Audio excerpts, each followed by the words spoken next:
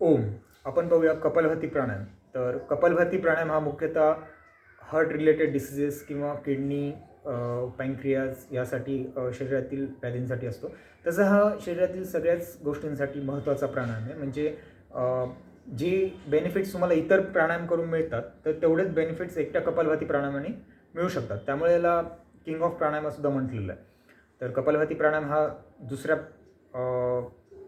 Second लेवलचा प्राणायाम आहे after bhastrika प्राणायाम. म्हणजे जेव्हा तुम्ही 3 ओंकार करतात त्यानंतर भस्त्रिका प्राणायाम, त्यानंतर एक सूक्ष्म व्यायाम आणि त्यानंतर हा भस्त्रिका प्राणायाम कपालभाती प्राणायाम तुम्ही करू शकता.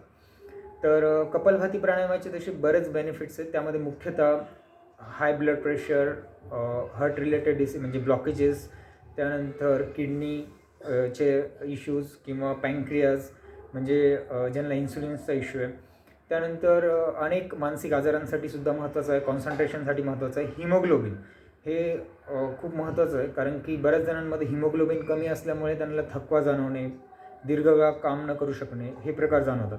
तर त्यासाठी कपालभाती प्राणायाम महत्त्वाचा आहे. तर पाहूया सुरुवातीला कपालभाती प्राणायाम कसं करायचं. तर यामध्ये तुम्ही सिद्धासन सुखासनामध्ये बसू शकतात. त्यानंतर हाताची ध्यानमुद्रा करायची आहे. म्हणजे ही ध्यानमुद्रा कॉन्सन्ट्रेशन निर्माण करण्यासाठी आपण यूज करतो. त्यानंतर ताठ बसायचं आणि ज्यांना ताठ बसायचा प्रॉब्लेम आहे त्यांनी भिंतीला टेकून बसलं तरी चालतं. तर भस्त्रिका प्राणायाममध्ये जसं आपण श्वास आतमध्ये घ्यायचो आणि बाहेर सोडायचो म्हणजे ब्रीद इन ब्रीद आउट, तर कपालभाती प्राणायाममध्ये फक्त श्वास बाहेर फेकण्यावरती कॉन्सन्ट्रेट करायचं आणि जे श्वास आतमध्ये घ्यायचा आहे तर म्हणजे जे ब्रीद इन आहे that should be natural. Okay, तर पाहूया कसं करायचं ते. सुरुवातीला 1 सेकंदाला 1 स्ट्रोक स्लोली करायचं आहे आणि श्वास बाहेर फेकायचा आहे.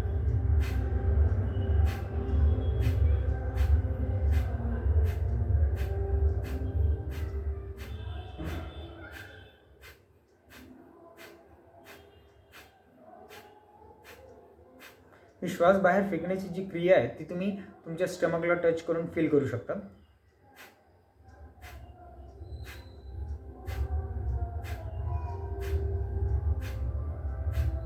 आता इथे ही क्रिया कशी चालते. समजा एखादा पंप आहे, त्या पंपामध्ये हवा भरलेली आहे ऑलरेडी आणि त्याला प्रेस केल्यानंतर जशी हवा बाहेर जोरात फेकली जाते त्याचप्रमाणे our lungs is like a pump. जसे आपण इथे लंग्सला प्रेस करून ही हवा बाहेर फेकत असतो. ठीक आहे, तर आता याचे इतर बेनिफिट्स पाहूया काय आहेत. तर मुख्यतः हे लंग्समधले नॅनो पार्टिकल्स, त्यानंतर टॉक्सिन्स बाहेर काढण्याचं काम करतं. जसे हवेमध्ये पोल्युशनमुळे अनेक नॅनो पार्टिकल्स हवेमध्ये पसरलेले असतात आणि जेव्हा आपण श्वास घेतो तर हे जे पार्टिकल्स आहेत हे आपल्या आर्टरीज थ्रू अजूनच आपल्या सगळ्या ऑर्गन्समध्ये जाऊन बसतात. तर कपालभाती प्राणायाम केल्यामुळे हे जे पार्टिकल्स आहेत हे लंग्समधूनच बाहेर फेकण्याचं काम हे प्राणायाम करतं. त्यानंतर तसेच आपले नॅनो पार्टिकल्स हे आपल्या मेंदूमध्ये सुद्धा साठून राहतात. त्यामुळे चिडचिड होणे किंवा जास्ती वेळ काम न करू शकणे, जास्ती विचार न करू शकणे असे आजार उद्भवतात. तर जेव्हा आपण कपालभाती प्राणायाम करतो तेव्हा मेंदू आणि लंग्समध्ये एक वेंचर इफेक्ट क्रिएट होतो. हा वेंचर इफेक्ट ते सर्व जे पार्टिकल्स आहेत नॅनो पार्टिकल्स ते रिमूव्ह करण्याचं काम करत असतं. त्यानंतर आपल्या जेवढ्या ग्लँड्स आहेत त्यामध्ये मास्टर ग्लँड म्हणजे पिट्युटरी ग्लँड. तर ही ग्लँड सर्वात महत्त्वाची, कारण की ह्या ग्लँडचं जर काम सुरळीत चालत असेल तर त्याच्या खालच्या सर्व ग्लँड्सचं काम सुरळीत चालतं.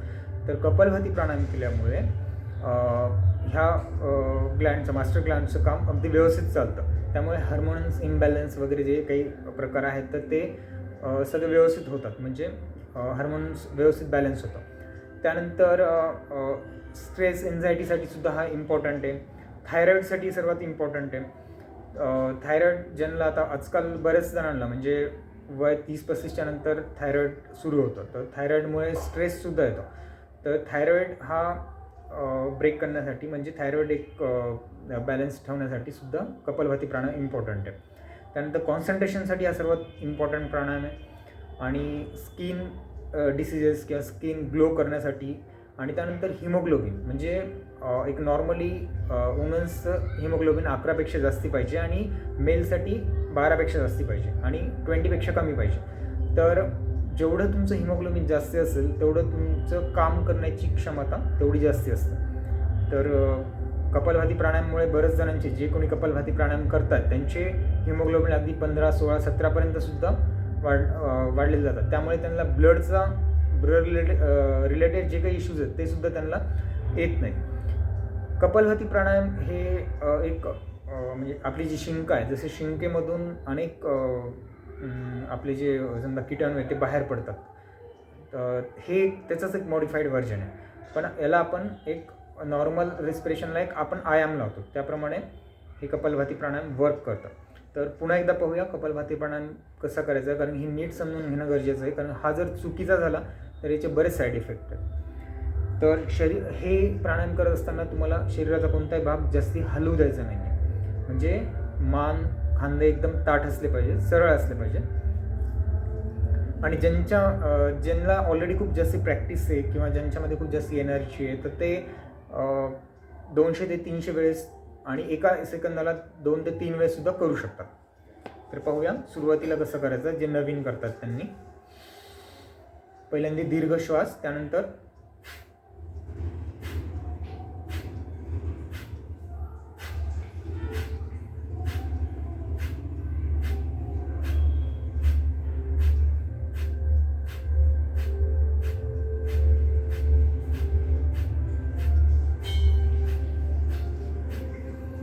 आणि जर तुम्ही फास्ट करत असाल तर 1 सेकंदाला 2 किंवा 3 वेळेससुद्धा तुम्ही करू शकता.